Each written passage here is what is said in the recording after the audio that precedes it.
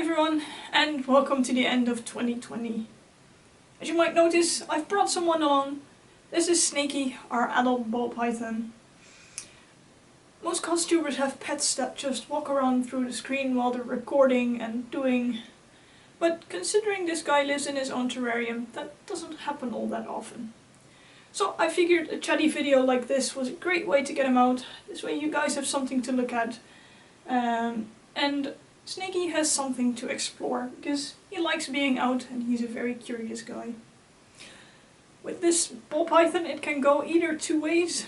Either he plops down and he sits like that for the rest of the evening, or he goes out and explores everything, which might mean that I will have to eventually get him out of the chair legs or something, but we'll see about that. Just like for everyone else, I guess, this year went quite different than I anticipated at the start. But all in all, I guess it actually has been quite a productive and good year for me. It was my 10th year of cosplaying, it was my 5th year of LARPing. I had some giant projects planned and then, well, pandemic happened. Well, first of all, I had planned to finish Kranthier and Wives, both for Althea Haarzuilens, which is the end of March, the beginning of April, and honestly, I think it's a good thing that that event was cancelled for those costumes, that is, because otherwise it would have been a rush job and I don't think I would have been able to finish those costumes as well as I have now. Yeah, then pandemic happened, all the LARP events and cosplay events that were planned were cancelled, and that was the moment that I felt like not working on costumes at all. But I did feel like crafting, so instead I finished 3 daily wear items in 3 months, which is a ridiculous amount for me. Usually I make 1 daily wear item a year or something like that. I finished a t-shirt and a nice blouse, which both I made just because I fell in love with the particular fabrics. I also finished the fancy blouse, which for me was also the first project I filmed. It was my introduction to how does this filming and editing and YouTube thing work, and I quite liked it. With all the events cancelled, plans for new events also hatched, which is how I came to start my Regency costume, as we planned to do a LARP event, which is basically a high tea / fancy dinner party in Regency style or Regency era, purely because social distancing is quite an easy thing to incorporate in such a fancy setting LARP. So that's why I started on my Regency costume. I made the chemise, I made the stays. I'm currently working on the dress, which the first part is released, and the other one will follow soonish. It was my first foray into historical wear, and I'm quite liking it. It's a completely different way of tackling costumes than what I've done so far with cosplay, and it's nice because in some way you still have guidelines to follow, which are the historical patterns, the historical way, but there is still something of originality involved. I mean, still the fabric, the exact style and all that sort of stuff, that's still yours to choose. And I quite like it. I notice I have problems making up completely original costumes. So the slight guideline that historical costumes give me is quite nice. And apart from the Regency dress, I also revived my Zuko costume. I mean, I originally made that costume I think 5 years ago. It was not one of my first cosplays, but it's quite an old one. With that, I also have to add that this year I had my first photo shoot in I think 3 or 4 years.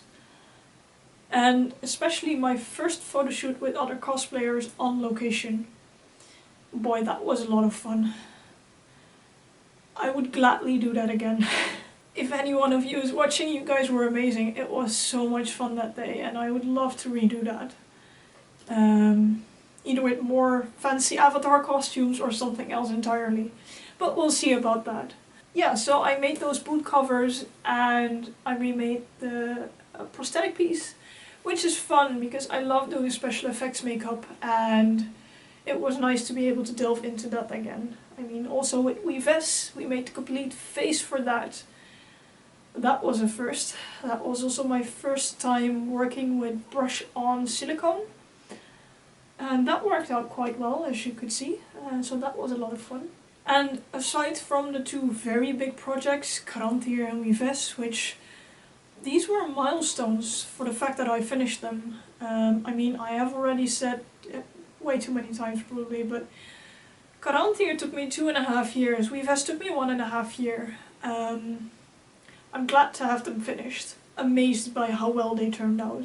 I have a few photos of especially Karantir where my partner is wearing it and he just looks intimidating, and that's exactly the thing I wanted to go for. And where are you going? He's probably very interested in all the stuff that's behind me, but anyway, aside from the two big projects, I also have another project that's still ongoing that I've been working on for 2.5 years now, which is the leather armor, and well, I'm still working on it, but even that one is getting near finished. I mean, over the last year, I completely stitched that thing by hand. I don't even want to know how many hours I spent hand stitching. I think that's also a nice bridge to go to what are my plans for 2021. So I really want to finish the leather armor, also because I want to start new leather projects, and I'm not really allowing myself to start new leather projects when I still got something big like that going on.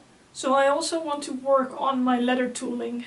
For that I want to make a leather wallet with probably something inspired by the alternative cover art for Xanatar's Guide to Everything. Because I just love those goldfish and all those eyes, and that design is amazing. So I'm probably going to do something inspired by that. Other projects I have is I bought the Black Snail 1890s waistcoat pattern. I already made a mock-up for that, and it's on my soon to do wish list to make a waistcoat that I can use in daily wear, also to wear to the office for just that extra bit of fanciness.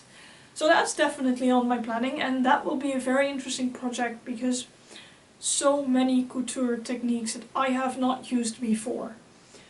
So that's something to look forward to. And I think I'm going to start a project that has been on my to-do list or my wish list for quite a few years now, which is a completely original cyberpunk costume. I love the aesthetics of cyberpunk, and I've been into it pretty much ever since the new Tron movie came out. Just the sleek blackness combined with neon and light, and there is something in that just attracts me. Cyberpunk is cool. But yeah, then we get back to the problem that I have the biggest difficulty designing original costumes, so I've drawn a few things out, but I'm not sure what I want to go with yet. Although there is a rather high chance of it involving corset or stays.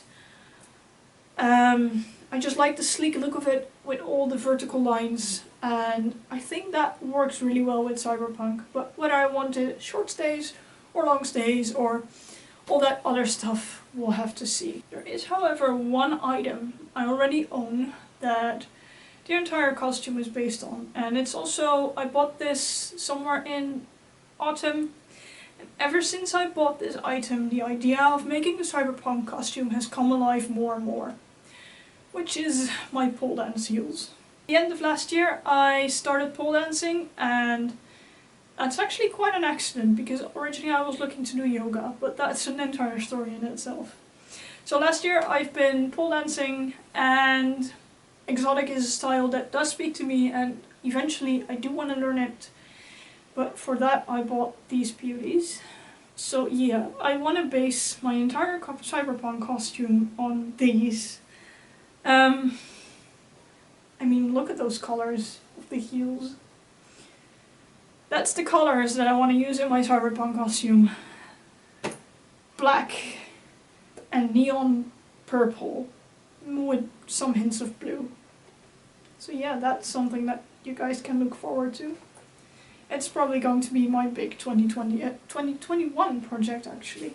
I think that's it for projects that are still on my to-do list. So yeah, for the first video in 2021 we're going to do some experiments. I'm going to keep it a secret what experiment that exactly is, but it's going to be exciting. It's something that multiple people have asked the question how this works and if this will work, and I didn't know, so I just thought let me try.